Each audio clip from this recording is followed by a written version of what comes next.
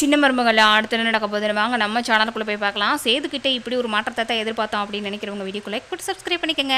நம்மளோட சேது அங்கங்கே தேடி வந்துட்டு எப்படியோ ஒரு வழியாக வந்து குழந்தைய கண்டுபிடிச்சிடுறாரு. இதுக்கடையில் வந்துட்டு ஈஸ்வரி குழந்தையும் கிடைக்கக்கூடாது அப்படின்னு நினச்சிட்டு இருந்தாங்க. பார்த்தா நம்ம சேது குழந்தையோட வர்றாரு.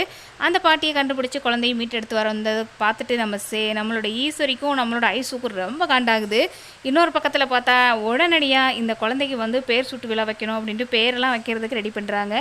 அப்போ வந்துட்டு நம்ம சேது நீ என்னோட குழந்தைடா என்னோட ரத்தம் அப்படின்ற மாதிரி எமோஷனாக பேசுகிறாரு.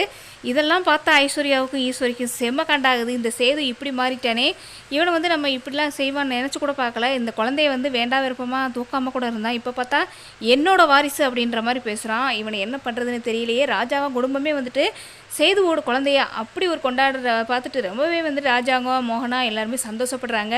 இந்த பக்கத்தில் மலர் வந்துட்டு நம்ம தமிழ் செல்விக்கிட்ட எல்லாத்தையும் இங்கே நடக்கிற எல்லாம் சொல்கிறாங்க. அதெல்லாம் கேட்டுட்டு நம்மளோட தமிழ் செல்வி ரொம்ப சந்தோஷப்படுறாங்க. குழந்தைய பார்க்கணும் அப்படின்ற மாதிரி வந்துட்டு நம்ம தமிழ் செல்வி மறுபடியும் ராஜாங்கம் வீட்டுக்கு போகிறாங்க.